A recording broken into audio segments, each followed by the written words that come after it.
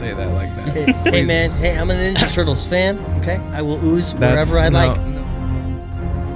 This one drink that's not even bad, you won't drink, and I'm confused. I am in anger. Good for you guys. I don't watch a lot of movies. I go outside. Okay?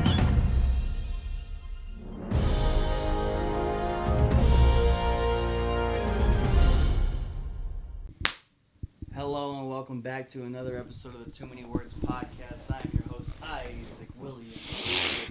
And right across the couch from me is my best friend, Jordan Van Cleve. Finally, you did it correctly. Oh my gosh. What are you talking about? You give me anxiety. It's just Jordan. Like, oh God, it's just Jordan, my guy. Thank you. Okay. Jordan, what's the date and time, baby girl? I don't know. You don't know? No. I'll figure it out. How are you doing? It's Monday, July 7th. It is currently 8:35 p.m. And I'm doing swell. Well, yeah. How was your day in particular? You had a day off? I mean, yeah, I finally got some stuff done. You know, I mowed the lawn. I put the door back on after you finally finished filming. Yeah, I did finally finish filming. Yeah, you did. Yeah, you did. Dude, we want to talk about God's divine timing. We're not a religious podcast, but truth be told, I definitely I like- believe in the big guy. I like what you said at Des Moines Con. We're not faith-based, but we're faith-owned. Yes, sir. Yeah. Yes, sir. That was the first time you heard me say that? Yeah. Oh, dude, I've been saying that for months. Okay. So a lot of people ask me so many questions, like, "Hey, where's the line for you guys?" I'm like, well, here it is. But anyways, when we talk about God's divine timing, sure, we had to reschedule the last day of filming 3 separate times. But when it came to how it was raining all day, except for the hours where we had to be shooting outside, absolutely incredible. It started raining like 20 minutes after we got done wrapping up. It was insane. And the fact that I wanted the scene outside to be a little bit more dramatic, so it was kind of gloomy, kind of not. The only way that it would have been better if it was like actual noticeable light rain on camera, but there wasn't. But like when I think about that and how it was raining so hard that the locals couldn't freaking set off a lot of fireworks on July 5th. We were shooting on July 5th on Saturday. And I tell you what, when you're trying to shoot an outdoor scene, heck, when you're trying to shoot anything inside, outside, no matter what it is, and you're surrounded by people who want to set off fireworks, it's daunting. Never in my life did a singular pop in the distance terrify me. I'm like, oh God, it's starting. But it was actually few and far in between because of the rain, and I think There was God. definitely some, though. There were people who definitely persevered because they got to get their America on, and also they spent $200 on fireworks. Something's wrong with your microphone. Why'd you plug your microphone into slot 4? Oh, you're so good. You're so good. I guess I'm gonna go fix that so people can actually hear me now. Okay. Yeah. Sorry. I'm gonna do that. I knew there was something I got wrong, cause I was like, I just started recording all willy-nilly.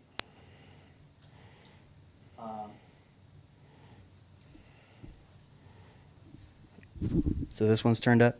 Yeah. Heck yeah. I'm still, like, quieter than you, though. Sure, I should have done a mic test for both microphones. I did not. I only did my one. It's okay. I just had, like, this intuition of... It's all right. I'm recording... I'm, like, turning things on to, hot mics, hot cam. And then I was like, okay, yeah. I'm not... Like, I subconsciously knew I wasn't checking anything. But it's fine. It's fine. The first 3 minutes can be garbage. Oh, my God. Or one-sided. You know what I just realized? What's that? The wide-angle lens is on the camera. Yeah. I just realized that. Like, I put it on there. It looks great. You think? Okay, sure. I yeah, think it all looks right, yeah. amazing. I think so too. It looks good. Yeah, it's capturing both of us. Maybe even capturing a little bit of scenery. You know, The one thing I do like a lot is that wide angle lens. It seems to be of decent quality. So How universal is that wide angle lens? I You think you could put that on other cameras? genuinely don't know. Huh. Maybe. Anyways, what was I talking about? Oh yeah, how miraculous it was doing our final shooting. Yeah, minimum fireworks, rained only in the hours where we didn't need to be outside, and it was just good. It was just good, and I'm finally, got that weight off my shoulders. This movie has finally been 100% shot on camera, and that feels good.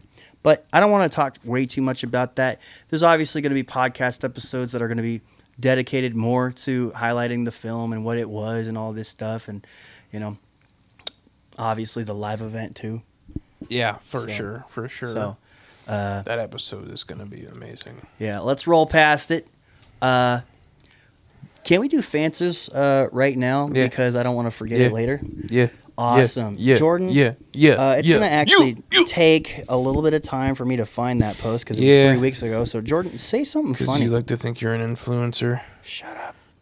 I was like half joking. Okay.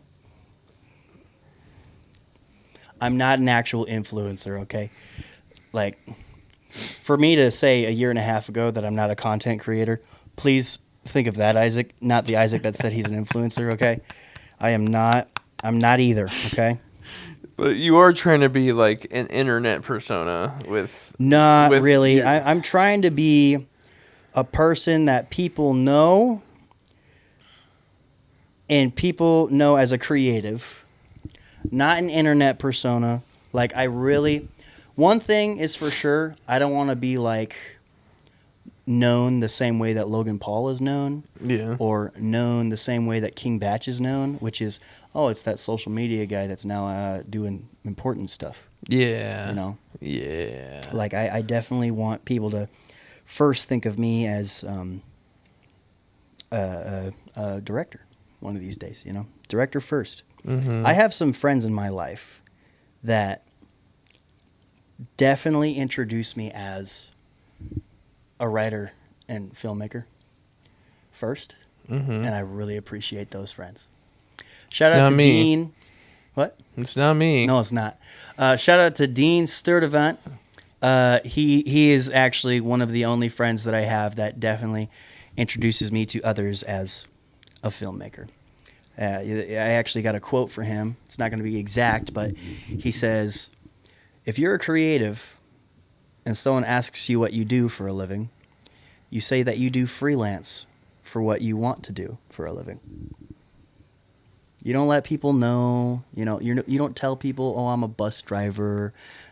No attacks on bus drivers. It's just that in a hypothetical situation that someone's, a bus driver to pay the bills, but they have these amazing paintings on the side, you tell people that you're a freelance artist, of some sort. If you tell people, it's kind of like dress for the job you want, not the one you have. Yeah. So You know something what's like that. low-key crazy? What? How fast my hair has grown out again. Yeah, Like- I'm so jealous. I got the haircut literally like 2 days, or no, the day you left for the con. Yeah, And it's like I really pretty much don't. back again. I'm so jealous of that. Like, how fast your hair grows. That's insane. I'm like, down to here, and this has been intentional hair growing since October. For those of you just listening, my hair hasn't even reached completely past my ears for some parts, and not even close to the bottom of my jaw. It's just insane because I noticed it because I was loading the files for the convention episode onto the Yeah, computer. you're a hairy man. And I was like, yeah, that's right. I had shaved my head right before that. And like, it's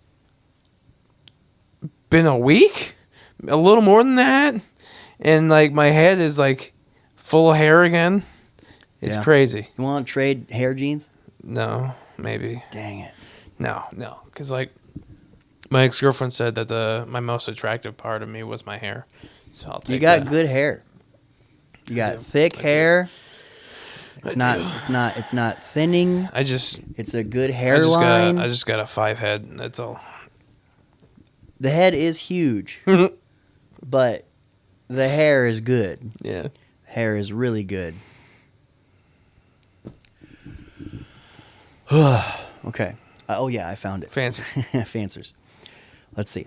Okay, simple question for my friends. If your life was a movie, what would you title it? Jordan, what would you title your movie about your life? I mean, Dazed and Confused would be great, but it's been taken. Yeah. Yeah, something I definitely wanted to encourage our friends to do was not take a movie title and use it for theirs, but I wanted our friends to get creative, you know? I'd definitely be like, I have no idea. To be honest, yeah, when I asked myself the question, I was like struggling to think of it. You know, you saw me at Buffalo Wild Wings. I was like, I don't know. I'm thinking like,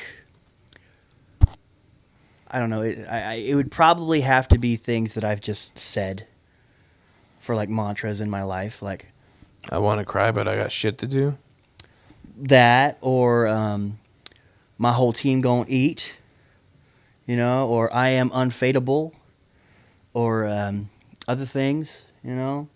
But honestly, it's just, I don't think I would use that first one that you suggested because, like, honestly, I don't know how often I cry anymore. My life is awesome, you know? Yeah. Like, I'm in such an intimate relationship with how my life's going right now. Yeah. Like, it's so good. Like, of course, there's things that could be better. Yeah. But there's always going to be things that we want to make better, you know? And For sure.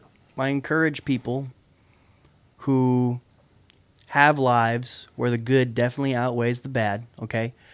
Not lives where you make the bad the biggest focus in your life so you forget about the good. Like, actually sit down and think about all these things that you can be thankful for and focus less on like the 1 or 2 or 3 things that you're wanting to get through, you know, that you despise, you know. Like, I think everybody who struggles with depression definitely put a magnifying glass on the things that are bad in their life, you know. And it's not their fault, you know. It's nobody's the way that they are for no reason, you know. Yeah. It is 100% based on the entire life that they've had so far, you know. Before I get too preachy, let me start reading people's answers. If your life was a movie, what would you title it? Evan Whitkey says Trainwreck. Okay. Deb Baker Belcher says Survivor of the Fittest. Like it. Sherry Shonk says God Laughed. I actually really like that. I really like that title for some reason. You? And not just because it's like faith-based or anything, like, or it's a, you know, shouting out to God or anything, but just the entire idea of God actually having a sense of humor and finding joy in the things that we do, you know. It's so nice to think about, you know. Sure, yeah. Jack Lingelbach, what's next? That's interesting. I feel like that's like a little window into how my own Papa sees himself, you know.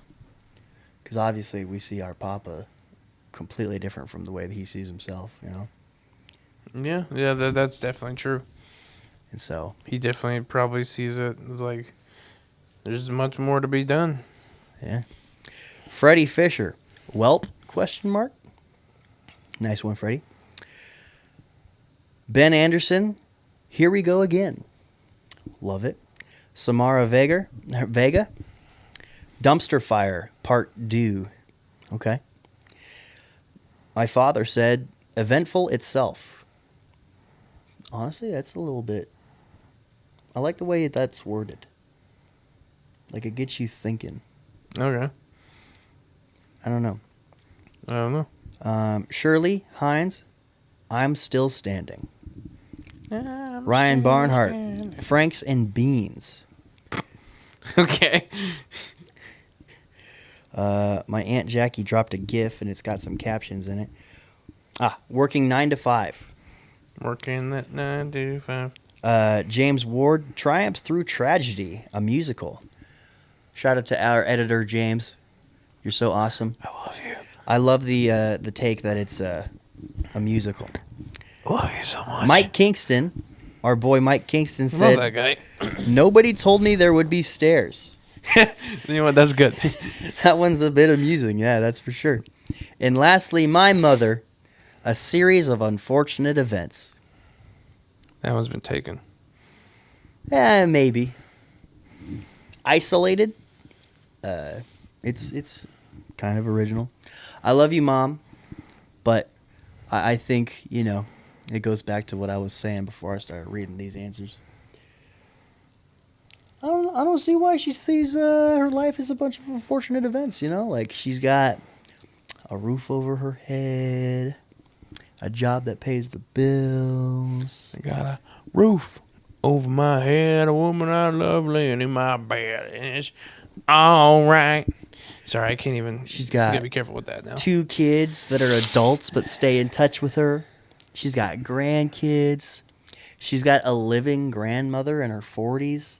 She's got a living mother in her 40s. She's got her father. She's got a lot of stuff. She's got a lot of people that love her too.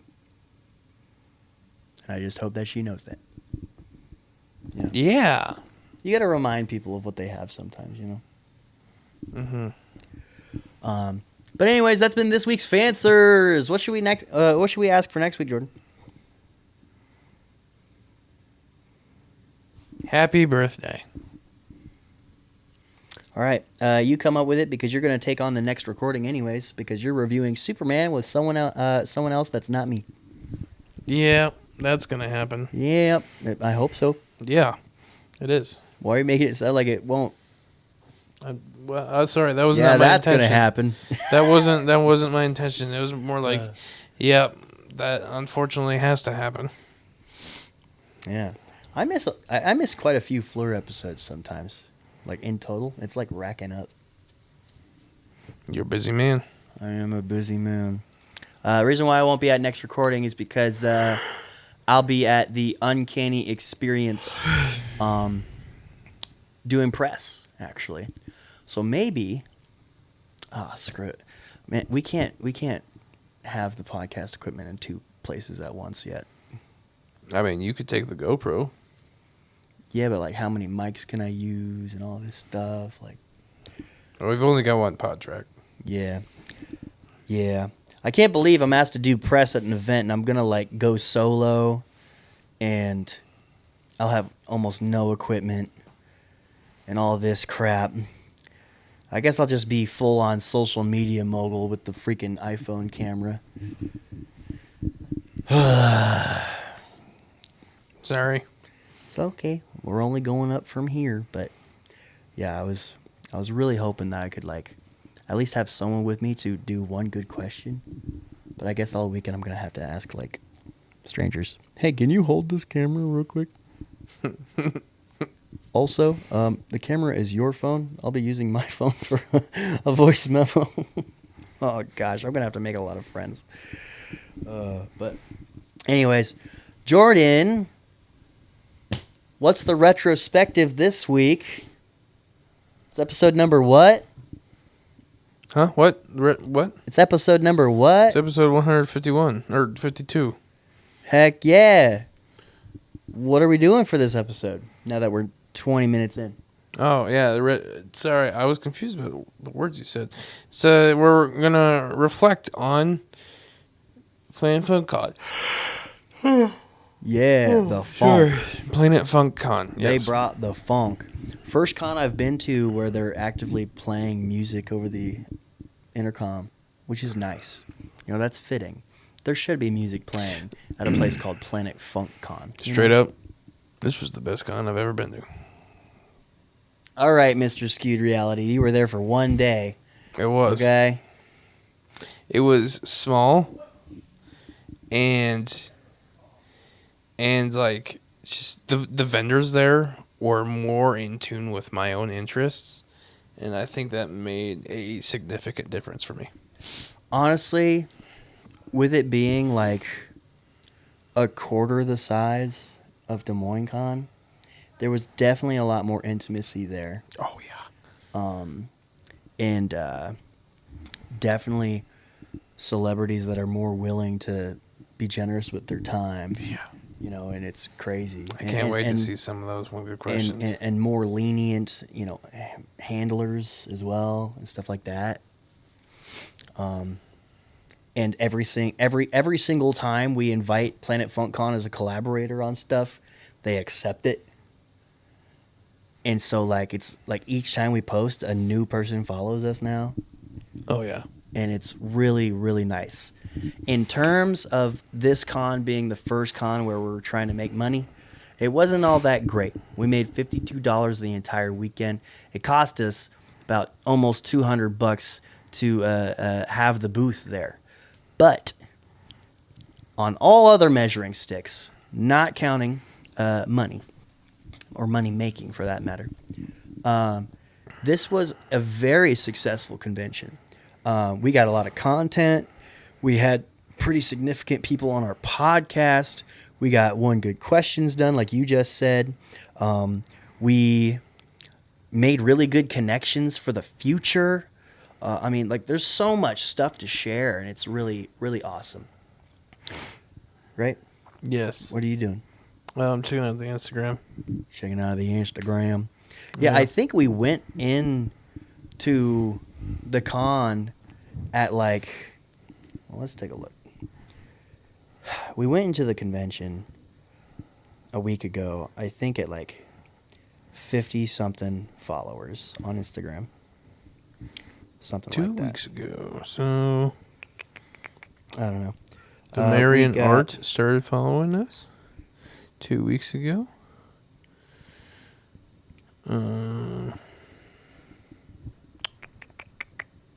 Shizuki 112 started following us 2 weeks ago. Oh, this is interesting. Our data, it says that we have 0 new followers, but we do. We definitely do have new followers. We're up at 72 followers on the Scaldstone Instagram, which is really exciting. Jordan, by November, that Instagram will be 1 year old. Nice. Because its first posts were around or during Twin Cities Con. Nice. Yeah, it was exciting because like we had made it just before the con, and really cool people like Andrew Stecker and Warpath Dylan followed us on Scotstone, and there was one of our first followers there, and it was really cool stuff like that. Honor Among Wrestling started following us 6 days ago. Yes, they did. Yes, they did. Dungeon Lords 1991 started following us 5 days ago. Yes, he did. Really exciting stuff. And so, yeah, when it comes to making content and making connections, Planet Funk Con was an absolute home run. Like, they low-key let us do whatever we wanted to get content, and it was nice. It was nice. It was fun. It was really fun. Let's see. How soon do we want to get into it? Get into what? What do we get? What do we get? What do we get? I guess we might as well just go for it, dog. Okay, yeah. On top of that, if we definitely want to be a company that makes money and not burns money, we gotta make sure that we don't really buy as much stuff as we did this past convention. I mean, that's different. I think that's different personally, but, you know. It is a little bit different because, you know, it's completely different bank accounts. Scaldstone bank account, completely different bank from my account, from his account. our own money. Yeah, our own We didn't money. spend Scaldstone's money. Come on, that's different. No. Yeah, that $52 going to a good cause, baby. It's my first feature, which will probably come out in like 2027 or 2028. It's whatever. But, so you want me to go first? Yes. Okay. So we're going to start off with an absolute banger, because if I start with an absolute banger, then you're actually going to start paying attention. And this is when I want you to start paying attention, person watching / listening at home. Okay? Look at this. Look at this. Okay? Look at it. If you know anything Look at it. about comics, in Marvel Comics in particular, I don't even need to say what this is if you're watching, but for the only sake that there's people that are listening only, and the only reason why that is because there's people listening only, which is why I will explain what I'm holding. But YouTubers at home, bruh, this is a big deal. We got issue 8 for Marvel Superheroes Secret Wars. Marvel Secret Wars. The infamous first appearance of the black suit Spider-Man. Infamous? Yes. Infamous. Why infamous? Because it's cooler than famous. It's like famous but edgy. But you know what infamous means, right? Yeah, famous for the wrong reasons. Like wine. Yeah, like bad things. Yeah. Okay, the famous Marvel comic, which was Secret Wars. Come on, Mr. Writer issue over 8. here. You're supposed to know proper words, all right? Yes, I do, and I bend English to my whims because I like to play with it. Okay, it can So what be you're saying infamous. is you were saying that was a bad comic, though. No. You said infamous. Infamous just sounds. I mean, it's cool. bad. It's bad. It doesn't sound cool. Like infamous. The word infamous to the word famous is what black suit Spider-Man is to normal suit Spider-Man. Okay, it's cool. I disagree. It's the same thing but cooler. No, it's not. Yes, it is. It's absolutely Okay, not. grammatically in the English dictionary, no, it's not. But the way I view it, the word infamous just got some edge to it. Yeah, because it's bad. It's cool. Are you saying that it's the a bad boy? Okay. Yeah. It's not afraid to break the rules, baby girl. You know what I'm saying? Just like me. Anyways, that's one of the many things. I actually got this from obviously a comic book resale booth from this guy named Bruce. That guy was fascinating. He looked like the exact type of guy that collected comics back in the golden age of comic books. You know, that guy had everything. Like, what really caught me originally was he had the very first 3 issues of Ninja Turtles comics that weren't, the very, very first 3 issues of Ninja Turtles comics, but it was the first 3 issues of when they were taking the comics as adaptations from the children's show. So they made a new comic book line dedicated to those children's shows. Yeah. And he's like, yeah, you're not really going to see these very much anywhere. At least, issue 1, 2, and 3. I'll sell them to you for $300 as a package, but they're $125 each. I'm like, dang, okay. And then I was like, thinking about it, and then I saw freaking Secret Wars, and I'm like, well, I've been wanting to get that one for 5 years, so let's go with that one. And one comic is cheaper than the 3 really expensive comics. But yeah, Jordan, say something funny. The Too Many Words leotard is coming soon. What? No, it's not. Yeah. Yes, it is. No, it's not. Yes, it is. There's gonna be a 1 of 1, and it's only for Jordan, so it's not even newsworthy to share about it. Cause Coming soon. You're gonna see it soon someday. God. Leotard. Okay, so I also got a Secret Wars magnet right there. You see that? There was like this place that had literally a magnet for just about every single thing that ever existed in pop culture. And so I was like, ooh, let me take a look, because they're only $4 each. And so, yeah, I found some vintage comic book covers as magnets. And I'm like, that's nice. Because, anybody who knows me personally or has been paying very close attention to the podcast, they know. One second.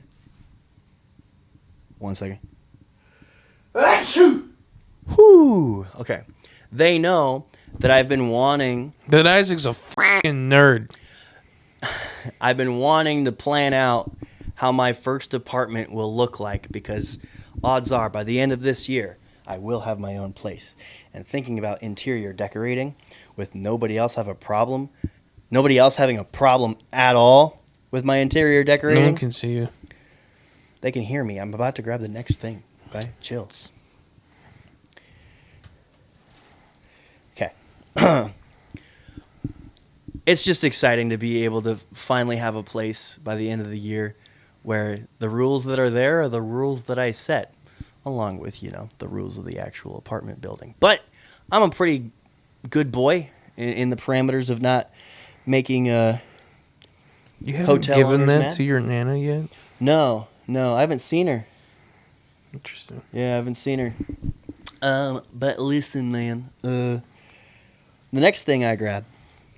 Oh yeah, let me fully explain why I'm excited about those magnets, though.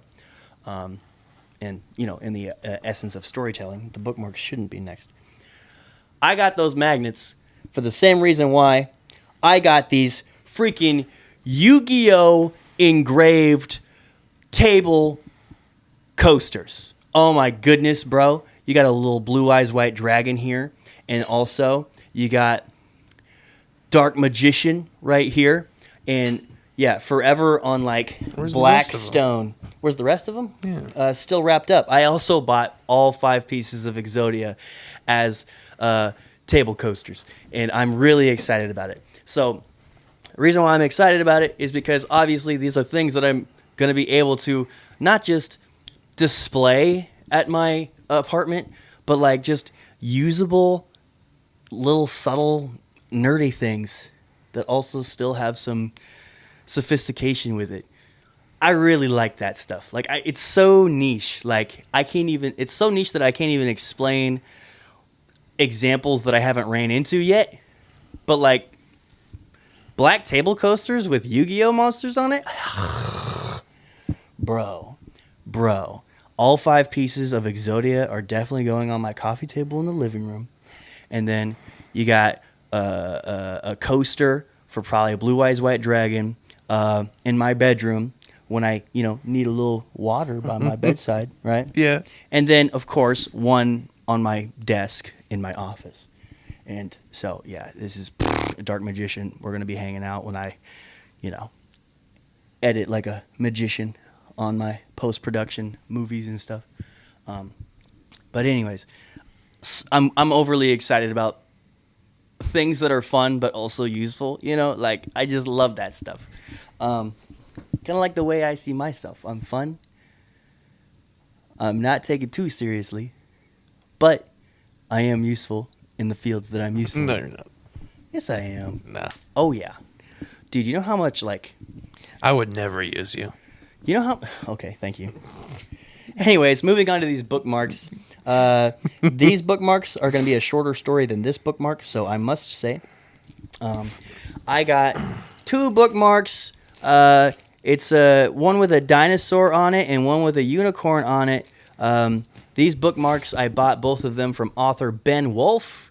I got these bookmarks for my niece and nephew. My nephew, he's kind of like climbing over the fence of being able to read, like he can sound things out, but he's not fluent at all and definitely needs help. He's getting there. And of course, Zariah, she's not even 4 yet. She's got quite a while to go before she's actually reading. So I will have these bookmarks ready to go when they are finally able to read. But in the meantime, I got this audio book for them. This is 6 books in one. So not too bad. It's a trilogy of Dino Adventures and a trilogy of Adventures in Alicia.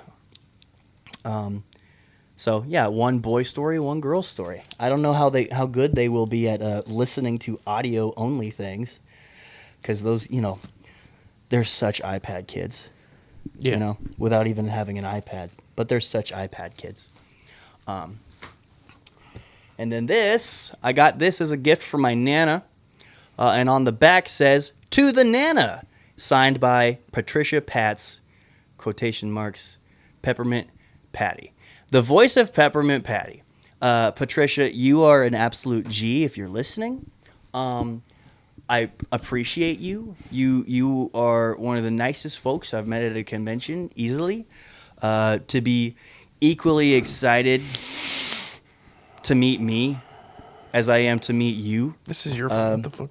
Such an honor, such a privilege, and you are such a generous soul, Patricia, to give us actually quite a bit of runtime on our Planet Funk podcast recording. If you watched this episode but didn't watch the Planet Funk episode, well, really, I don't know what you're doing if you don't watch the podcast, like the convention episode, but you watch the retrospective. I don't know what you're doing.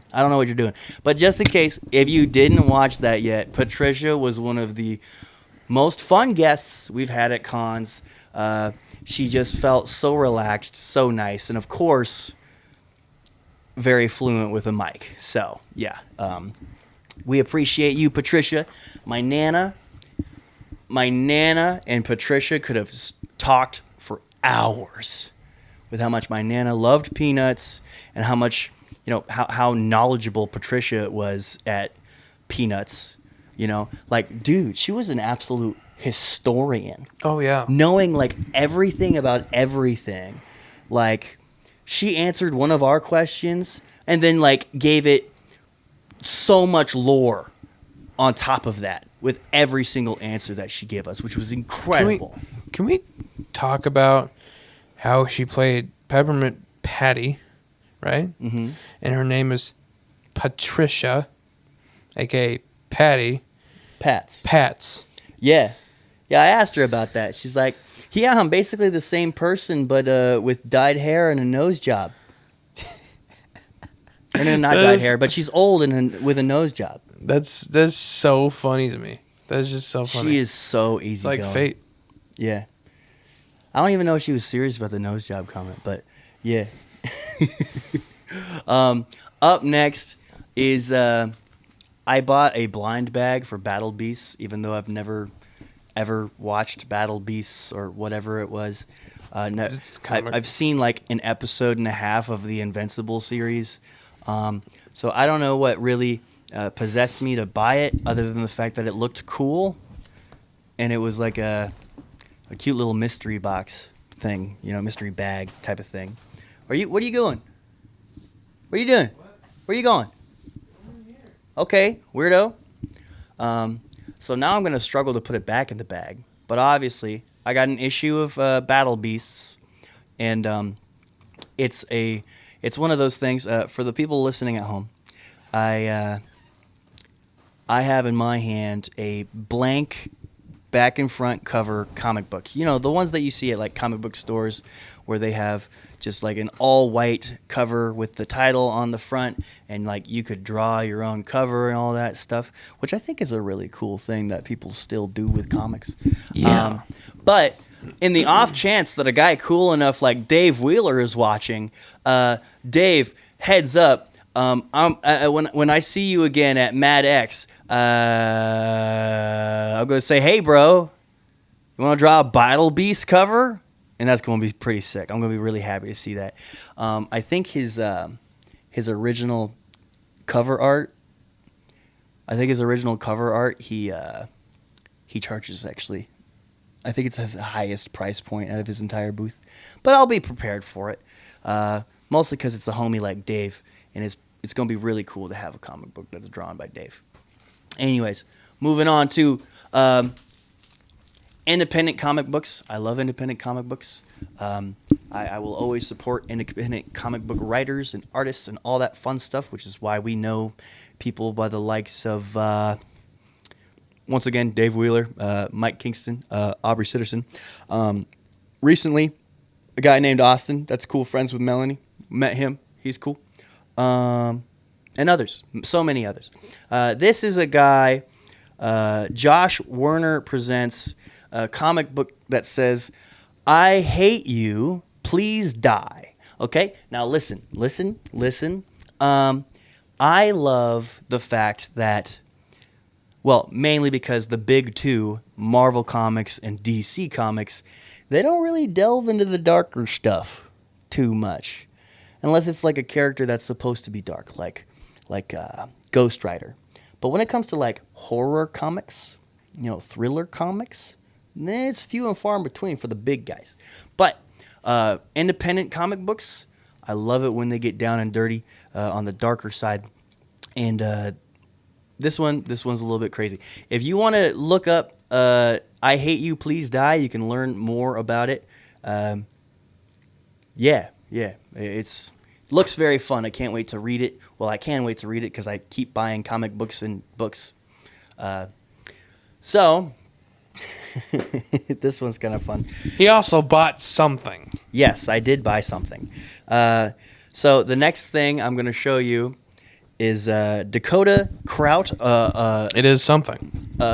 Dakota Kraut is an author. He wrote this book. It is literally called Something Full Murder Hobo. Now, of course, anybody who plays Dungeons and Dragons knows the term murder hobo. It's, a character that just goes and kills people for like almost no reason. Just loves killing and murdering and all this stuff. That's called a murder hobo. More often than not, it's not a good thing to be in D&D. But when you write a book called Something Full Murder Hobo, it's pretty alluring. Dakota Kraut, meeting you, Dakota. I don't know if you're listening, but he was a pretty interesting guy. Jordan, tell us about who he plays D&D with. He plays D&D with The Big Show and Vince Vaughn and, just like a bunch of other really famous people that are really cool that I would love to play D&D with. Yeah, it's absolutely incredible. He plays D&D with the son of the owner of the Buffalo Bills. He plays D&D with the son of the creator of D&D. Like, that's like the guy. The son of the guy. Hey, you guys want to play a game that my dad made? Crazy. So, yeah, Dakota, hopefully you write books just as interesting as you are. I have not cracked open Full Murder Hobo just yet, mostly because, I'm still reading the books that I bought at Des Moines Con. So there's that. You're still reading the first book you bought. Yes, I know. I'm a very busy guy. You're also slow as I am a frick slow reader. Did you see that meme that I sent you? What it's like reading with ADHD? Bro, you'll get done with a full page and be like, what the hell did I just read? I've done that. Read it again, get lost in thought again, and be like, oh my gosh, I got to read it again. Okay, I've not done it twice, but I have done that before. Seriously, bro. There's like paragraphs that I have to read 3 times over to really take in what is happening. I just realized that one comes with the belt that you sold Simon. Yes. So the next thing I'm showing y'all is John Cena action figure. This is the one depicting his run as the United States champion in like 2015 or 16. I don't really remember. Between the years of 2014 and 2020, I did not watch WWE, so it's a little bit foggy.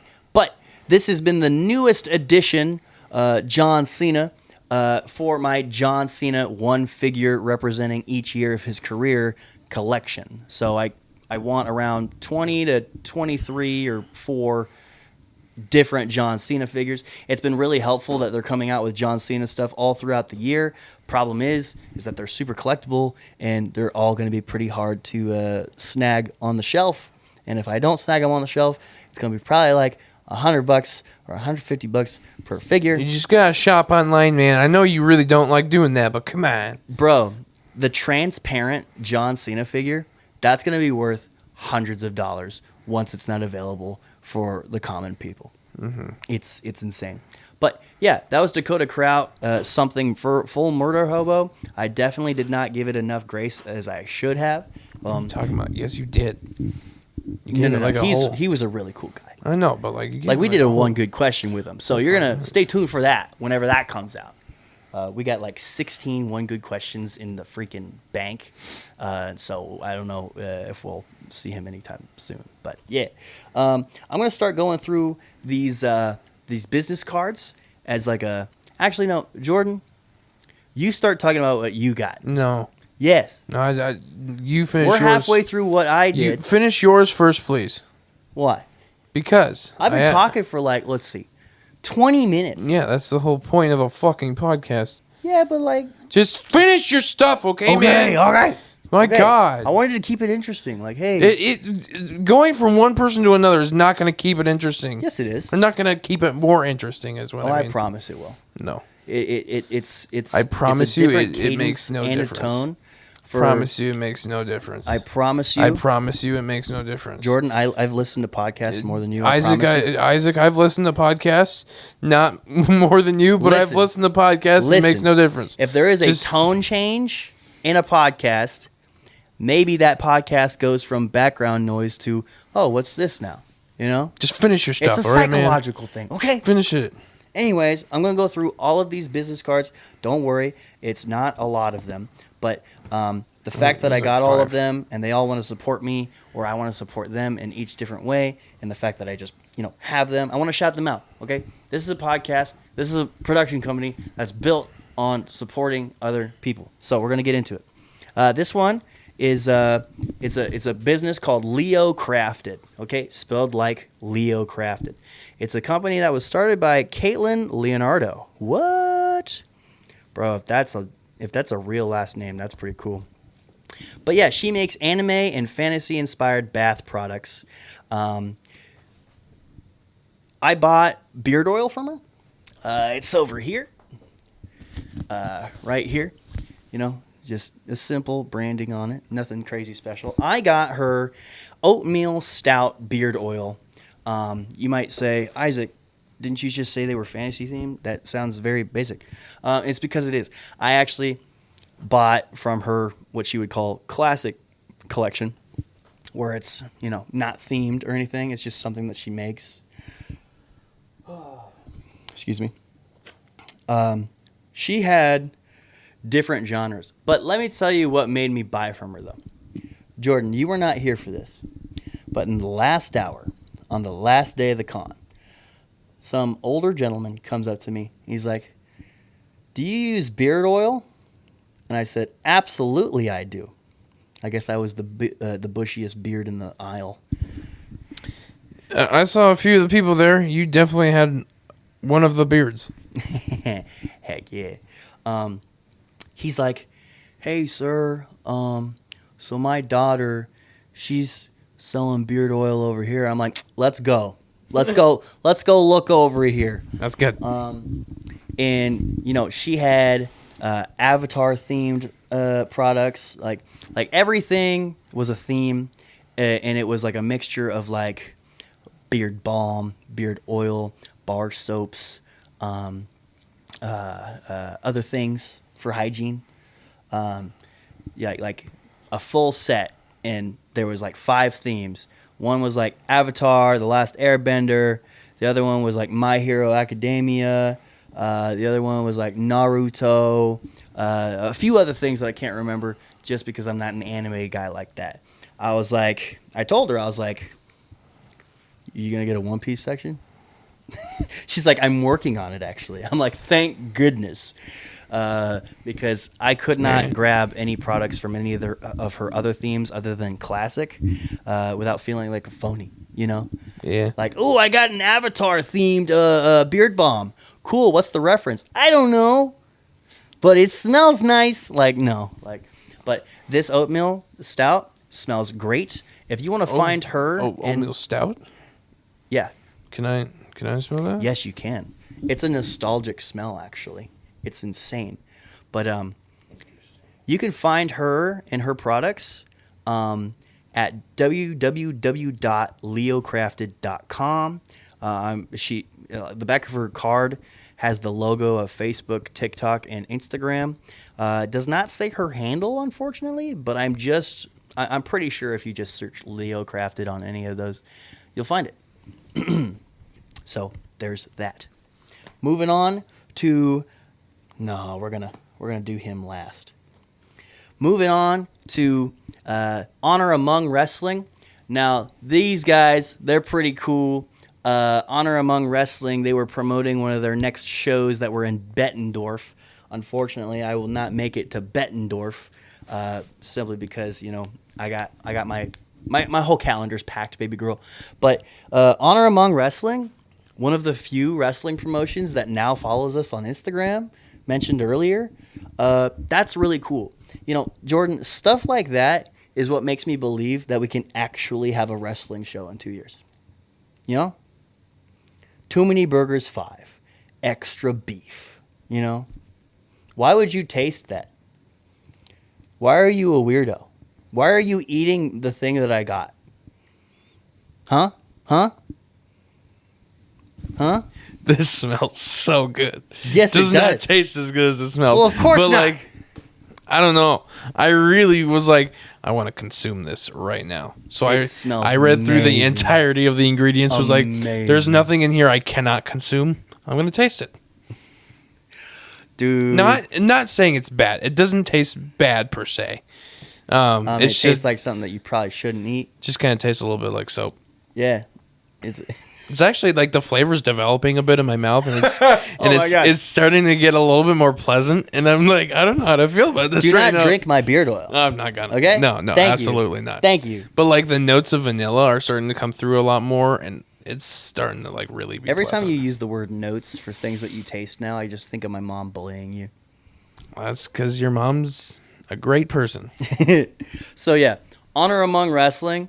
Y'all were super nice, super kind, supportive, and a few wrestlers even followed us on Instagram as well. We even got Not the Too Many Words one. Sue Young from TNA. She was helping promote Honor Among Wrestling too. She was awesome. She was so chill. Like when she came by our booth, that was sick. Yeah, yeah. Were you there for the Yes, moment where I was like, yeah. "Hey, you should have this hat"? Yeah. Okay, cool. When she took that picture and she was like biting it. Yeah. Yeah, I was there. Cool. Sorry, that was just such like a rush for me. I was like, oh, I'm talking to like a legit pro wrestler, just casually. You like recognized her. Yeah. I was like, I have no idea who this person is. Oh no. Yeah. Sue Young. I definitely keep tabs on who the wrestlers are at every convention we go to for sure. Okay. But dude, she was so cool. She did a one good question for us. That'll come out eventually, whenever. But this is the most writing I've ever seen on any celebrity booth signing anything We for definitely us. Definitely have to try to get her on the podcast. Like the proper, like legitimate Too Many Words podcast. Yeah, she wrote down her catchphrase, "Your time has come." She wrote Too Many Words podcast, podcast soon, ? Like that's sick.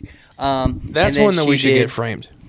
Oh yeah, for sure. The way I picture it is that we should start collecting all these things that they're dedicating to the podcast or other products of Skullstone, Well, and just put it on the studio wall. The one from Twin Cities Con. Yeah, The Gundam one. The Gundam I got that one framed Yeah. in there. Yeah, I love it. That one's gonna stay in my office. and so. like she 'Cause that also, one's you for know, me. she of course signed it, and then Sure, these big Marcelo's old got exos. it. That one's for me. But yeah, the yellow marker was a good call. She told me, "Hey, pick a color." I'm like, yellow. Like this looks sexy. It's funny that she wrote Too Many Words podcast and she's not on it, but she is on One Good Question. But it all works out. So the next business card, talk about this one. What's this one? You talk about this one. Okay, this is the guy. The guy so- from what? Spy Kids? What's going on? Collecticon Toys. He was a few booths away from us. He was on the other side, but like he was still like right on the corner. Right around we the were, corner. We were right there, right next to him. He is a local, I guess, to the Quad Cities area, Transformers vendor, and like he's one reason why this convention was so special for me, because like, dude, Des Moines Con never has any Transformers vendors. It's annoying.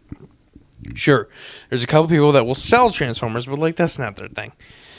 They had a fun fact. He actually knows the third party Transformers vendor that I met at our first Des Moines Con as Skullstone. And that was pretty cool to talk to him, and we got him on the podcast, and yeah, that was just a very, very good experience for me.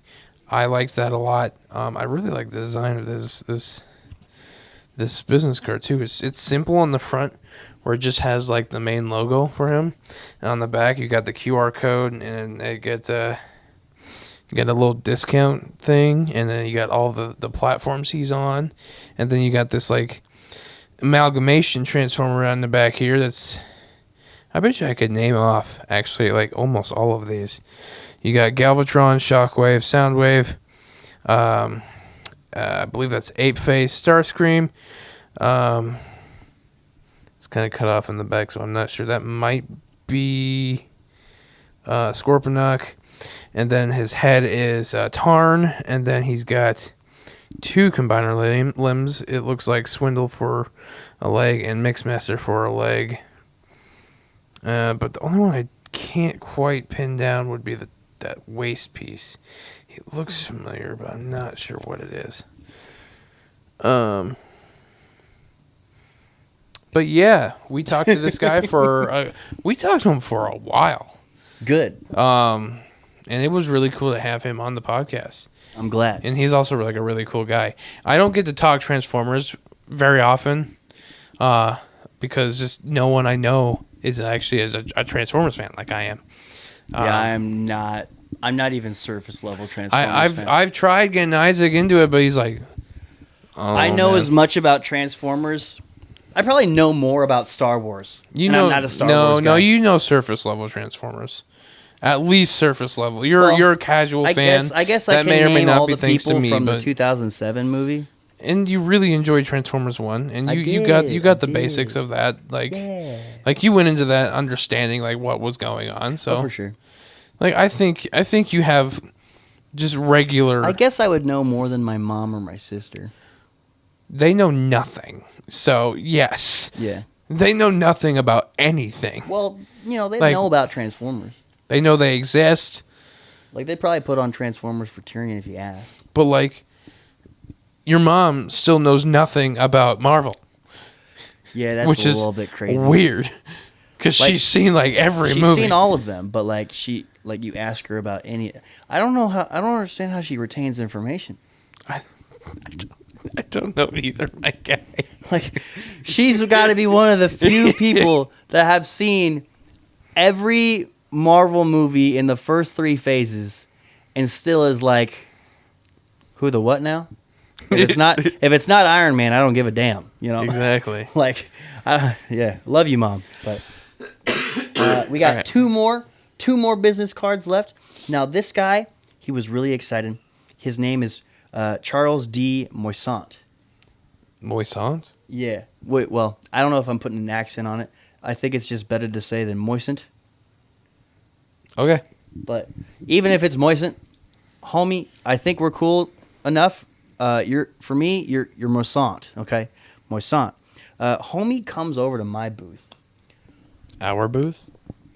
Our booth. Homie comes over to our booth. Did you see him? No.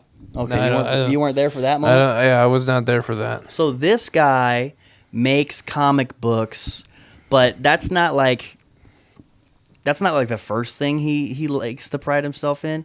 Like how I pride myself in as like a writer first kind of director. Yeah. This guy Yeah. makes tabletop games, original tabletop games. Yes, you did talk to me about him. And I he think, makes yeah. comic books that are corresponding to those universes in said comic tabletop games. Skull Stone Productions tabletop game? Well, here's the thing. Bro, this guy was the biggest pick-me-up out of the entire weekend. Yeah. Because we're midway through Saturday, I think. And you weren't there, and I don't think anybody else was there, really. I was by myself. It was a moment where I was, like, by myself. So maybe it wasn't even Saturday. Maybe it was Sunday.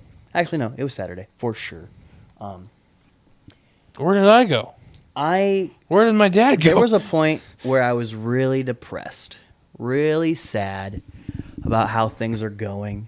Because, like, on top of not making good enough sales, Yeah. I'm, like, even at Des Moines Con, I was getting stressed. Our booth doesn't immediately tell you what we are. You know? Skullstone Productions. What is that? Like, it's not blatant, you know? Like, I mean, isn't that the whole point of boothing? Is that it's not supposed to be blatant. You're supposed to be yeah. People, attention grabbing. if they're curious, people will come by and hell, they'll learn something. They'll learn something about us, Yeah. and then from then forth, they'll know what Skullstone Productions is. But from a first glance, I got really worried because, like, you know, you go to other booths, it's like, oh, this guy sells Transformers. Mm-hmm. You know, oh, this guy sells D&D minis. Oh, this guy is a 3D print booth. That's why I'm saying, you know, first year Des Moines Con, we had my iPad playing videos, and you know, maybe we should do that again. So, yeah. I got really concerned about how blatantly obvious, or lack thereof, what our booth was, what Skullstone Productions was. Like, hey, you got a giveaway this way. We're selling these hats. Here's some stickers to logos that you don't know at all about. And also, here's a QR code for this and this and this and this and this and this and this. See, that's the thing. We just gotta keep doing it, and eventually people will know what it is. Yeah, that's the thing. You know, it's that quote that I've said probably multiple times on the podcast.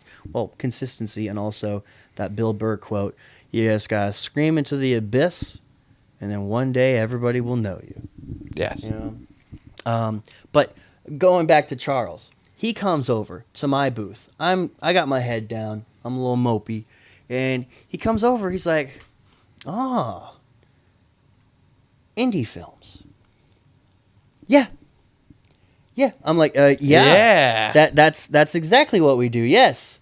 He's like, nice to meet you, sir. Charles D. Moissant. I'm a few rows down. You know, I'm a Nice. I'm a boother, and this is what I do. And he explains to me what I just explained to you, what he does, and all this stuff.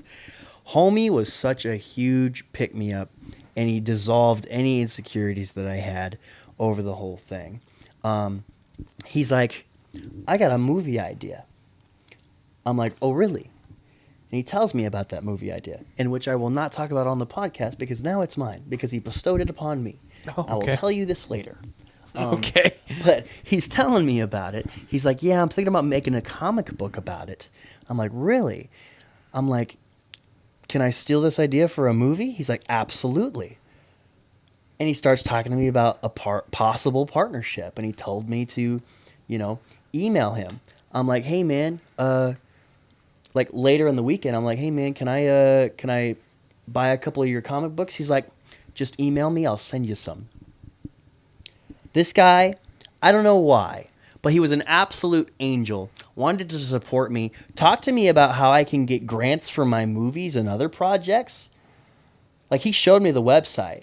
Imagine if you can get like a 15,000 grant for following the buzzards. That would be insane. If I can get 50, see, I want to raise like 20 grand, and then I want to try to apply for a grant. And then if we can put serious money, 40 to 50K into this movie, it will be amazing. Wow. It will be amazing. I actually got it all mapped out. I got a timeline for it. Nice. I'm Yeah. proud of you. Yeah. From this point to the rest of the year, I got to get the script rough draft done. And then in the first month of 2026, I got to take it from a rough draft to a final draft. And then basically all of 2026 is funding for that movie. Like, that'll be our plan A for all of our conventions. We'll have a giant QR code, donate for our first feature film. And then we'll probably make a Kickstarter at the same time and all this stuff. And problem is like with Kickstarters, you have to promise that people will get something. But if we have to give everybody something, that costs money. My wristbands smell nice. Very nice.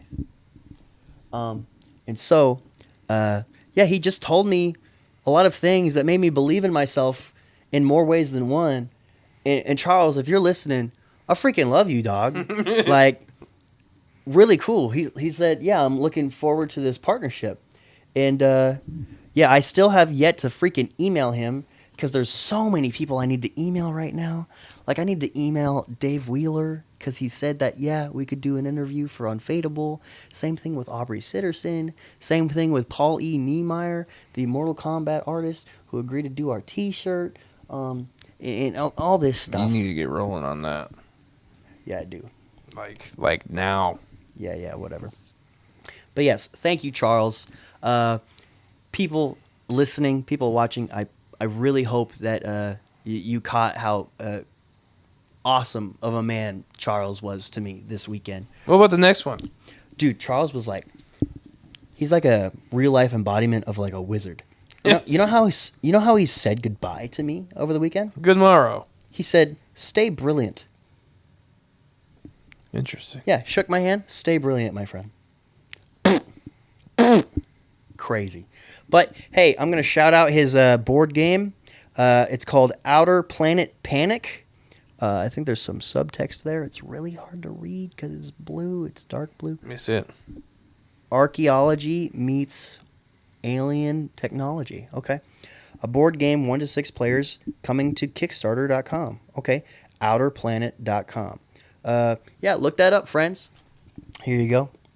Okay. Finally, last. See, I told you we could have made a whole freaking podcast episode out of the stuff that we got and who we met. Plus, I'm long-winded. This is why I wanted us to trade off. Give Isaac a break in the middle because he's annoying.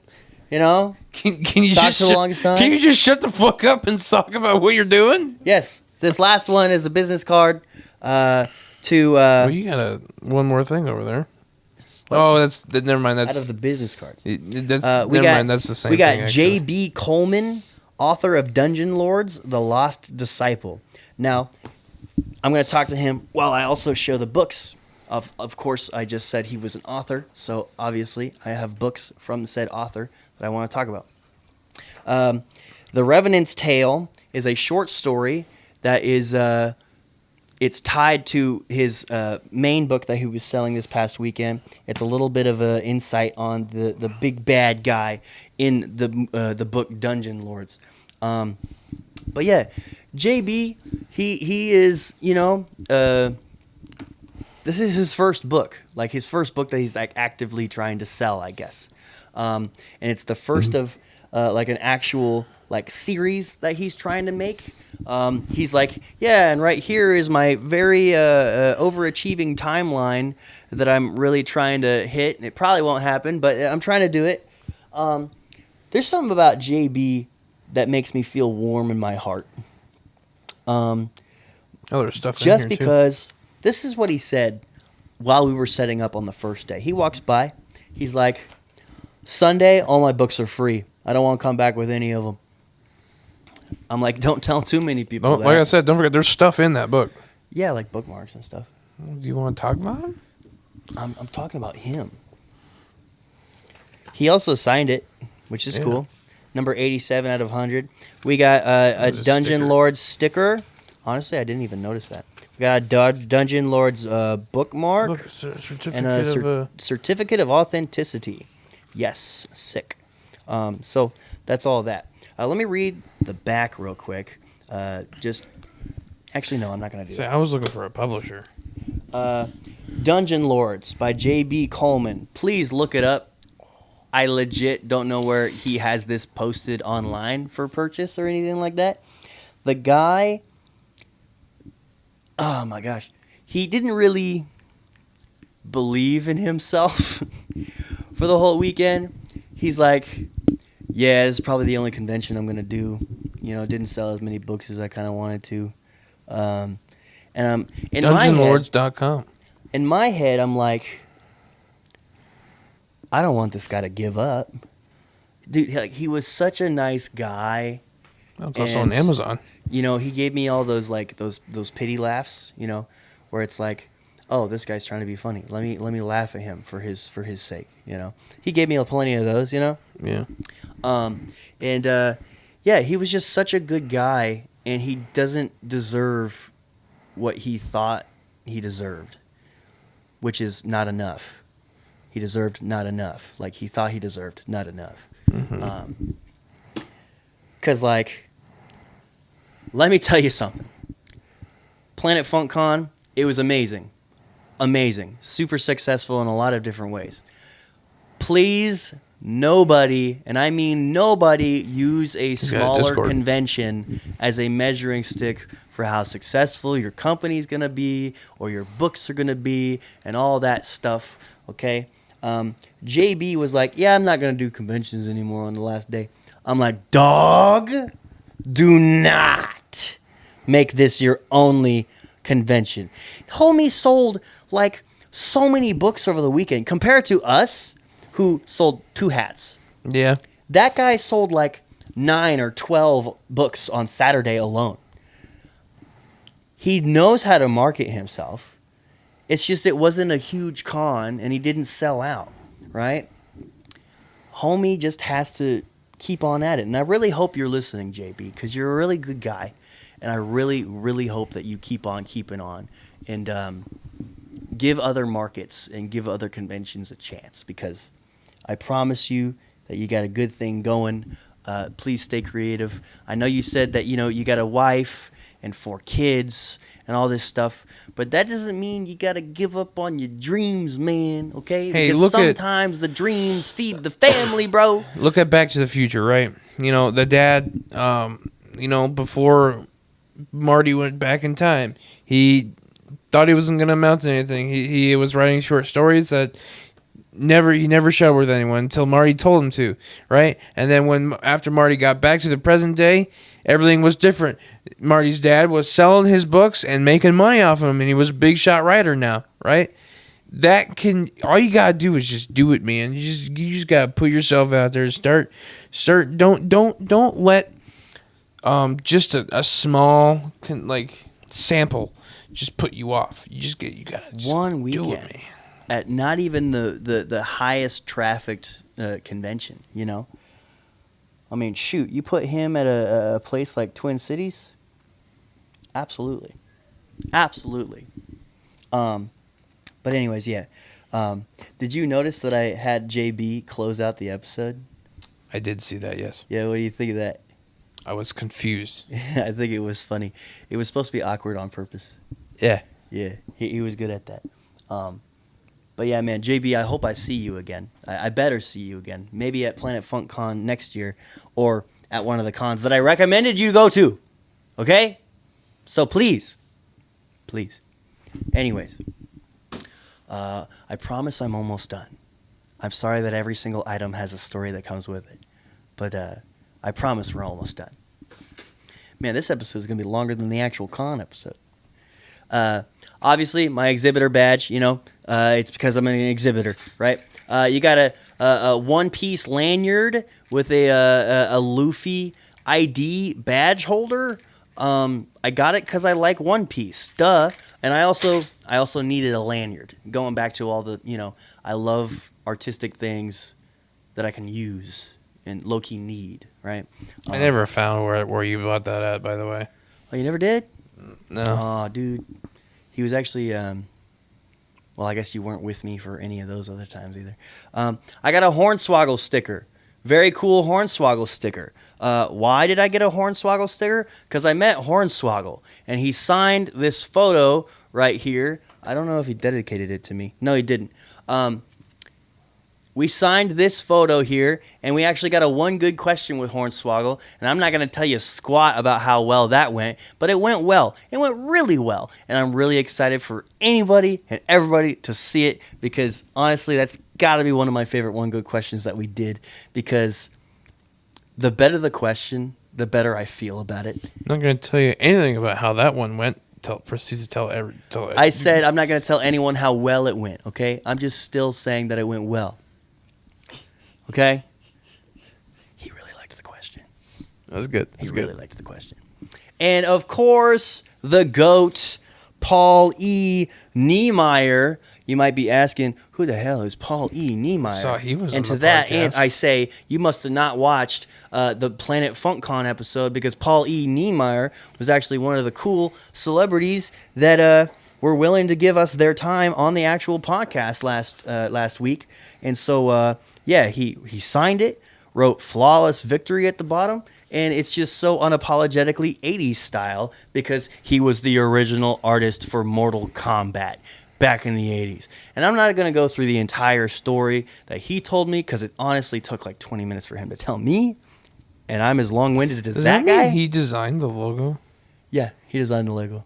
The The original? Mortal Kombat logo, yeah. Really? Yeah, yeah. He's not as famous as he deserves, doesn't But he? yeah, we've talked about it before. Yeah, we've talked about Like- it.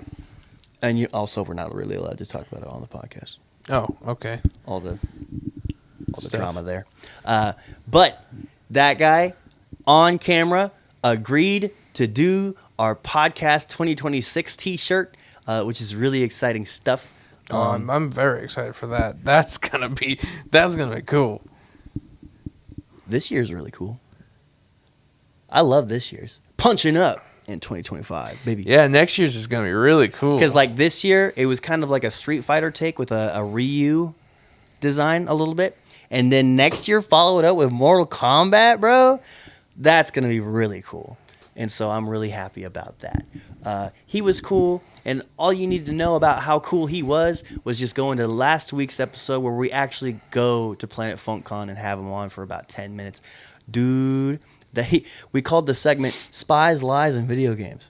nice. He came up with that. All right. It was nice. And that is literally everything. What's in that I brown got. bag right there? Oh, it was the beard oil. Oh, okay. Yeah, that is everything that I got at Planet FunkCon.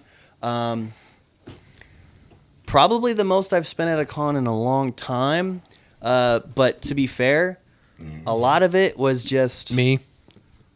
Well, a lot of it was you're a whole half of the amount of money I spent on the weekend. Yeah. But I'm talking about the stuff that I spent on just myself and gifts on other people.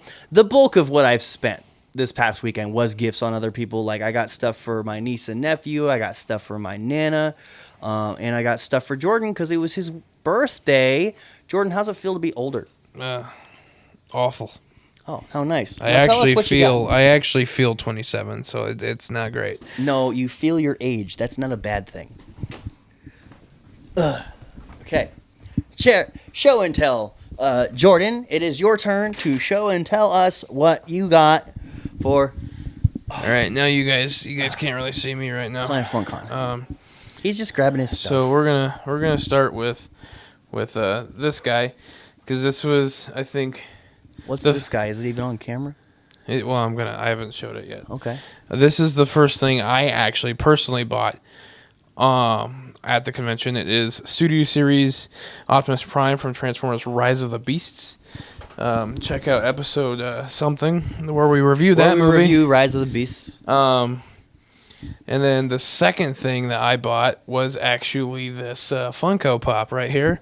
Because few people probably know, I actually don't collect Funko Pops very often, but I am trying to complete a collection of specifically Vegeta. This is Badman Vegeta. This is actually one I've been hunting for. I saw it and I was like, yep, okay, I'm going to purchase that. Badman Vegeta is from when Vegeta is... Was that the fastest purchase that you made the whole weekend? Fastest? Yeah, when I say fastest, like impulse buy. Like as soon as you see it, you're like, I'm definitely spending my money on that. Like I had to go back to the booth to get my wallet, but yeah. Okay, cool. So Batman Vegeta is Vegeta wearing regular Earth person clothes, and on the back of his shirt it says Batman. Heck yeah. And that's it for things that... No, never mind. Second purchase was actually... Wait. You bought two things all weekend? I bought Everything three else was things. gifts? I bought 3 things. Well, how about that, you birthday boy? Well, technically 4 things, but these 2 were part of the same purchase. So I really like that book. I bought this, which is the compendium of the first volume compendium of the new Energon universe, aka Skybound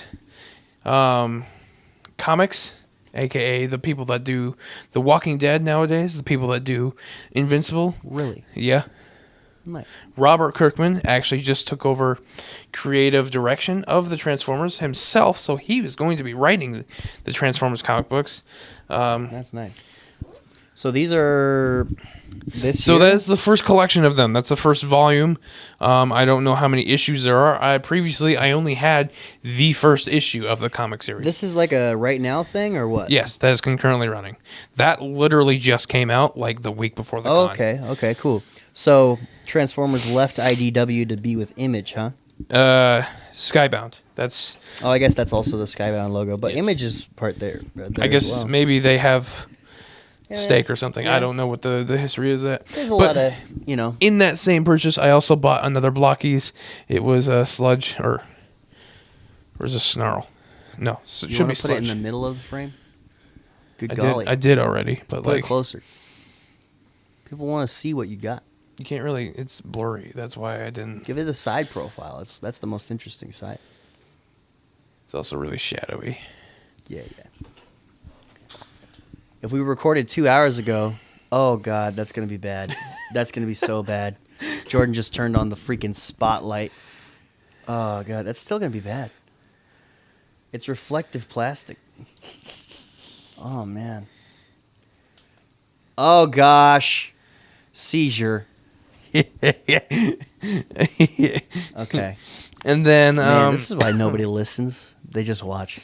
And then, we got to get into the birthday presents, right? Yes, the birthday presents, because So- Jordan got older over this past weekend. My and we dad wanted to purchased celebrate. this here for me. It's a Luke Skywalker in his Jedi Funko robes Pop. from Return of the Jedi. He's holding a blaster and not a lightsaber. Don't know why. Simply because it was a gift from your dad, I'm going to say that it's awesome. But everybody knows how I feel about Funko Pops. Yeah. Yeah.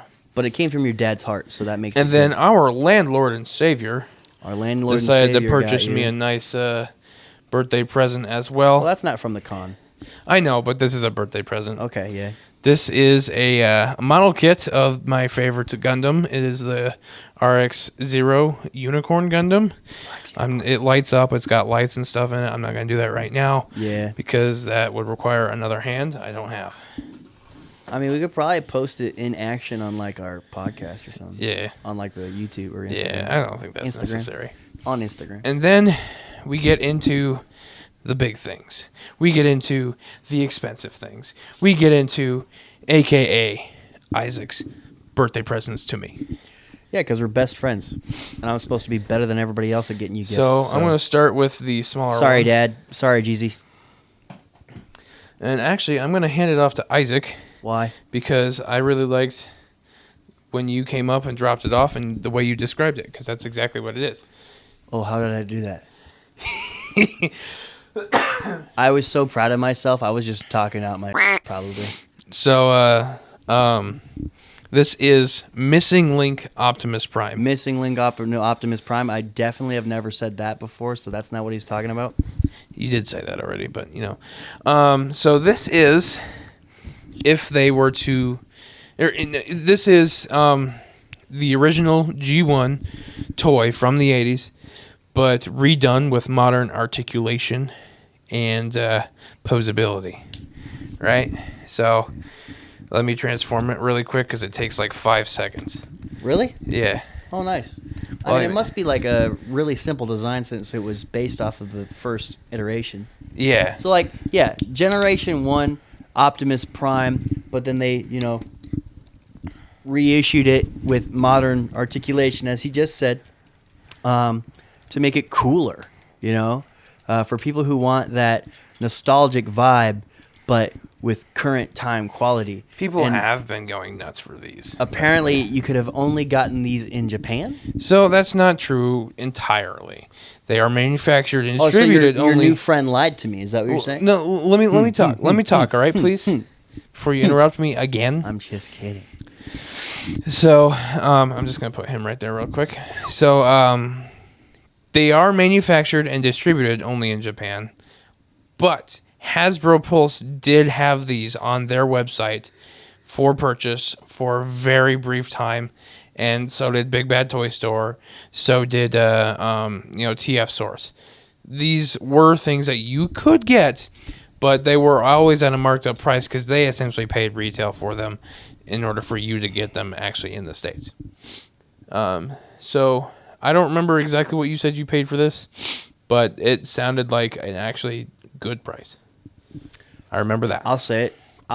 I'm not going to share how much money I spend for, like, myself because, like, obviously I got this big old goal of getting out of debt by the end of the year.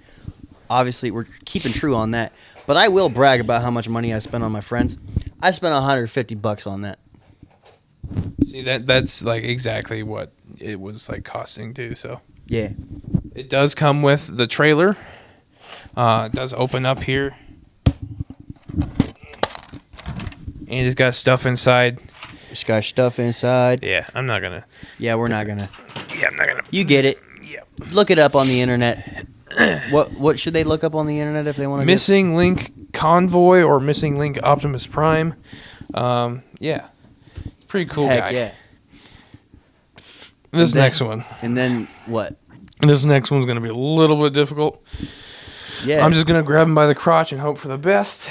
Do you want me to just hold a mic up to your face? No, I'm just gonna bring him over here Yeah, he can be our third podcast host right now. because he's big enough. Holy cow. Look at that. Look at He's literally my torso length. Oh my gosh. Yeah. Yeah, that does actually look a bit better. Yeah. But like tell the good people what they're looking at or So this the people is listening. Transformers Legacy Black Zarek. A little bit of history. Black Zarek was a recolor and retool of the Generation 1 Scorponok toy figure from from the 80s that was exclusive actually to Japan. I believe he is a headmaster and his head is also a headmaster. Headmaster? That's what I used to call my girlfriend. I'm kidding. That was I am so I might have kidding. to have James believe that. That's like the most profound Isaac's ever been on the podcast. I'm kidding. I'm kidding. Given the fact that I've had like Okay. quite a few His head girlfriends doesn't in my wanna go on right time, now. and nobody knows who I'm talking about, and the same fact that I was just making a dumb joke. Okay, it's not lore accurate. I Not promise. lore accurate. I just saw the joke and I took it. But it. he was notorious for something called GPS or gold plastic syndrome. Any of you toy collectors know exactly what that is. And okay, hang on. Hanging on. What's the problem? This guy is falling Oh my apart. gosh! Look at this. It's a head. It's Galactus. Wow. He do look like Galactus a little bit with the head, Oh yeah. just a little bit. All right. But yeah, here you go. I'm just gonna see if I can. But yeah, going back to bragging about how much money I spend on my friends, this was $300. Yeah. Solid. Yeah. All in all, the image I had in my head when I bought it, cooler than what I actually saw, but It did grow on him quite a bit. it did grow on me. Yes, I did come around on it. He had no idea what the colors were, and I just think it's quite funny that is pretty much just Scald Stone colors. Yeah, black, red, and yellow / gold. But yeah, he was the original Black Zarek was very bad with the gold plastic syndrome, which is when it was this mix of plastic that they used back then that was gold in color. It had this swirl in it, and it's notorious for crumbling, like just turning to dust with your fingers with no pressure. It affected Transformers figures and even other things, like even Lego had GPS syndrome for some of its plastic pieces, which is crazy. Interesting. But it affected things like all the way up until like 2014. It was crazy. Like this was a known issue for like 30 years, and it took them that long to figure it out. It's crazy. But yeah, he is one of the biggest Titans they've ever done. He is a Titan class figure. He is huge. I'm just gonna. Will you hold that? Holding. Thank you. So yeah, this neck piece turns into a robot, and that neck piece, when it's in neck mode, That's not a neck. That's a head. it is. Stop twirling around in your fingers and just look at the front of it. Well, I was looking for the head face, but yeah, okay. So this head doubles as its neck, right? Kinda, yeah, yeah. To that head, and which also turns into its own robot. But when it transforms into a head to go on top of this thing, and that thing transforms into a scorpion. And as you can see, Jordan just put his other Titan on top of the newer Titan, and it's taller than it by a whole head. It's like two whole heads almost. So yeah, But yeah, so this is my only other Titan, and it is significantly bigger it's than that. crazy because like when you got that one, it looked huge compared Yeah. to Oh, the yeah. rest of your collection. Yeah. And now you get this thing, Yeah. and now it looks less huge. Yeah. That thing is ginormous. Yeah. I don't even know what the Yeah. I'm going to do with it. And I told Jordan that he better match my energy for my birthday, and apparently he's got something that's going to make me cry. I don't think it's going to be the same price, but it's going to fine. have definitely the same weight, if not more weight, emotionally. He said that it's either going to make me cry or it's going to completely go over my head, and I'm going to be an a-hole for my birthday. Right? I wouldn't say go over your head or make you an a-hole, but it's either going to make you cry or it's going to be like, oh, wow, this is neat. Well, I will tell you the same thing that I told one of my coworkers at my job. I suck at pretending to be excited about things that I'm aware. I'm genuinely not excited about. I'm aware. Like, I could show appreciation, and if I like it, I like it. But, like, me liking it can often bring the same energy as me not liking something. But you can definitely tell if I love something. Oh, yeah. Because I'll let everybody know how freaking epic whatever it might be. You know? Kind of like how, you know, I bought Yu-Gi-Oh coasters for $5 each. And that's arguably one of the most exciting things that I got. Money's not a thing. It's what touches my heart and gets me excited about stuff like that. And so, yeah, if I love it, everybody's gonna know. But if I like it and it's cool, it's gonna be hard to tell that I even care for it, because my liking it is very monotone, I guess, compared to, you know, me loving it. But I still like it, you know. Don't get it twisted. But anyways, Yeah. that's everything that we got at Des Moines Con or Planet Fun Con. Yeah. Okay, we're an hour and a half in. Let's start closing this thing up. Do we want to do a? Do you want to get them lips wet? Yes. All right, let's Actually, get I them want lips to wet. do it before. But this is going to be, I'm pretty sure this is the first time we've actually tried I mean, it. it's an on excuse the to just podcast. drink another one. But yeah, guys, so far for the Too Many Words podcast, between Jordan and I, this is the drink of the summer. It really is. Bro, we've been down in these like frat boys with alcohol Yes. that they shouldn't have. You know, Sprite plus tea. Sprite plus tea is absolutely good. It has just instantly become one of my favorite beverages of all time. We have just consumed so much of it. So much of it. Like it should be illegal how much we've had, to be really honest. We filled up trash like, bags with it's- boxes of 24 packs. It's legitimately the thing I cheat on my diet most with these sodas. And it's because I don't count anything that isn't for protein, fats, or carbs. And so for me, these are free. These are free. I can have 11 of them and not be concerned about my sugar levels, you know? But genuinely, you know, with how much we as a podcast have publicly talked about, like, how much we like Arnold Palmer's. I mean, we've You know, you talked put about Sprite tea in a plus tea, lemon I think, lime one soda. other time, but we didn't talk about it this way. Like, it genuinely is amazing. Yeah, like it's taking over our lives. You know, we go to sleep thinking about Sprite plus tea. Okay, We wake up thinking about Sprite plus tea. That's not true. You but, know, like, maybe it you know, should be. Jordan, whenever he's like in the heat of the moment with a gal, all he can think about is Sprite plus tea. You know, stuff like that, right? No. Okay, yeah, he's not in the heat of the moment with a gal, I promise. But Sprite plus tea, yeah, definitely. All the good things that we can say about it. And the funny part about it being on the podcast, before we actually try it, I know the whole concept of get your lips wet is, you know, the whole live reaction, going in blind, first impressions of a drink, right? And obviously we just told our audience, told our listeners that we've probably had a metric ton of this before this recording. But I think it's all good because we want to just show our appreciation for it. Plus, we were too lazy and forgot to actually get a unique drink for this episode. But we were like, hey, have we ever talked about Sprite plus tea on the podcast? Have we done that yet? No? Okay. I wasn't going to say no to drinking a can of Jordan's Sprite plus tea.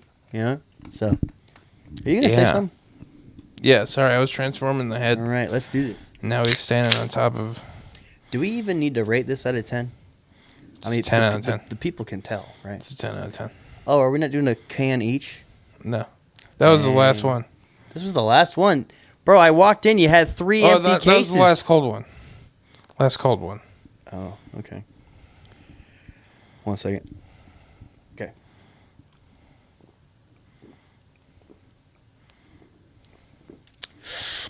Oh, yeah. That is just... Delightful. Mwah. 10 out of 10 for me. We still need to try that Forbidden Arnold Palmer, where it's like the Sprite lemonade mixed with Sprite plus tea. Oh, yeah. But, like, there's people that are just saying, like, that is already Sprite's Arnold Palmer because it's lemon lime soda with tea. That's how I feel about it, personally, but, Yeah. Like, it's almost like to balance it out, you got to do 3/4 Sprite plus tea and then 1/4 Sprite lemonade. Yeah. To balance it out. And then you'll see something about it. I don't know. I'd be curious. Yeah. But that's obviously a 10 out of 10 drink. Realistically, on an all-time scale, though, I'd probably give it a 9 out of 10. It is delightful. I recommend. 10 out of 10 all time for me. Jordan, who or what do you great. dedicate this podcast episode out to? Well, we don't have answers yet. Yeah, we did. We did? Yeah. Oh, like pick a question Yeah. for next week?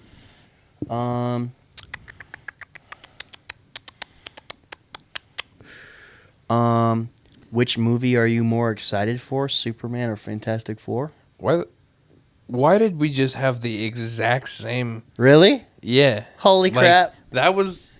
This is why we're best the friends. exact same wavelength right This is now. why we're best friends. That was weird. Yeah, I'll put that... That was weird. I was like, you can see it on the recording. I opened my mouth to say something, and then you said it.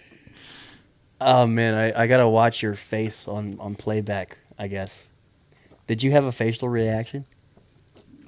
I got a feeling I did. I'm pretty sure I looked at you like that. Okay. Yeah. For those listening on YouTube, maybe you can write the answer in the comments. For those listening on Spotify, write an answer in the comments. What are you more excited for, Superman or Fantastic Four? And yeah, really looking forward to that. I mean, this episode will probably come out. Yeah, this episode will definitely come out after the release of Superman, but before the release of Fantastic Four, I think. So, Pretty sure, yeah. Yeah, which one, guys? Excuse me. Marvel or DC? It's going to be a classic matchup. I will say, I'm really excited for both because I love James Gunn, and I also love Fantastic Four, and I'm just so hype. So hype. The hypest. The absolute hypest. The hypest. Mm-hmm. Okay. Mm-hmm. Mm-hmm. Mm-hmm. Oh, I also found out today they're actually going to burn down. So my grandpa had this buddy named Dave. He lives here in Grimes. This is the wildest way to start a story, by the way. But yeah, go ahead. He passed away a couple years ago, and they're going to burn down his house tomorrow. Okay. It's a controlled burn, and it's kind of sad. It's actually like a block that way. Really? Yeah. What time? 9 p.m. a.m. a.m. Yeah. Dang it, that's when I'm leaving. Well, you'll be able to see it then. Yeah, but like, what if I wanted to be like part of it? What? That'd be the Grimes City Like, Fair. why? You know? Yeah. Okay. Cool. Kinda. Yeah, kind of. It's Okay. sad, but it's a rickety house, so it makes sense. Anyways, yeah, you asked me who or what do I dedicate this Dang, this bro. podcast episode out to. I dedicate this podcast episode out to Collecticon. The I guess shop owner. I guess he was a dope guy. Loved talking to him. He's really cool. Love to talk to him again. Yeah, Can't wait to see you next time. Honestly, this is probably the hardest choice I can make for a dedication, because this is the retrospective, right? But like, obviously, from what we've talked about through this entire episode, there were so many different people that touched my heart in different ways this past weekend. You know? Yeah. Like, they all just, it was different interactions for different reasons, but they just were all super significant, you know? Like, I don't know. I don't want to start naming people because people are going to be like, oh, the first person he's named, that's the person that he cares about most, or whatever. But, you know, people, I don't know. This is so hard. I don't think anyone's going to really care that much, but I'm going to chalk it up to, this episode goes out to Vinny. You know what? Yeah, that's fair enough. Because Vinny is the only guy out of the entire Scaldstone team to rough the 3 days in Davenport in an RV without freaking air conditioning. And homie was an absolute trooper for it. He was by my side for it from the beginning all the way to the end. And honestly, that guy, I could not have done a quarter of what we got done without him. Honestly, that's fair. That's really fair. So yeah, out of all the really cool people we met, you know, hopefully we run into you again. But Vinny, it is an absolute G. But I will say, I do have a new rule for cons. New rule for cons is, actually no, I think you were around for when I implemented the rule. Yeah, we were showing up to Walmart. I said, new rule for cons. If you recommend that Scaldstone Productions goes to a con, you have to guarantee that you will be there all 3 days, because I'm not setting up a con then struggling to have people that can help. Planet Fun Con was Vinny's idea. So it was Vinny's idea. And he was there. He held it up. So, yeah. But on top of that, other rule, bring a friend. If you can go, bring a friend. I think, well, obviously Des Moines Con was your idea. I don't know who came up with Twin Cities. Probably that was just something we stole from the Orange and White podcast. Mm-hmm. Yeah, because they went and we didn't. But like when we went to Twin Cities and you filled out that sheet, you just like, all right, it's for all of them to do now. And I was like, okay. Because I thought more is better. But now I'm starting to think, man, I can't catch a break. Hey man, granted, I'll admit, GalaxyCon looks insane this year. And it so does, bro. Can you send that email out? Can you reach out, please? I really do need to do that. I guess to quote you got to do that like now. Yeah, I'll because like it's less than 3 months out now. I'll definitely have to do that. A few days away from 2 months out. Mm-hmm. Okay. All right. Yeah, I'll definitely get on that as soon as I possibly can. Obviously, we don't have internet right now, so that's the thing. You can email them on your phone. Well, yeah, but like. Yeah. Come on, Whatever. We'll get it done. We'll get it taken care of. Amen. Like, for real, like if we get into GalaxyCon, I think that's gonna guarantee at least 10 more people to show up to the premiere. At least. Like, it's what my sales job says. If you schedule a lead sooner, the more likely it's actually going to happen. So they always encourage us, hey, schedule them for the soonest day possible, because it's the highest likelihood they're going to follow through with it. If we literally do a freaking local convention that ends 4 days before an event that is free, that is the biggest favor we could do for ourselves this entire year. Yeah. So, anyways, this has been the Too Many Words podcast, episode 152, Planet Funk Con retrospective episode. 1, 2, 3, amen. Amen on 3. 1, 2, 3, Amen.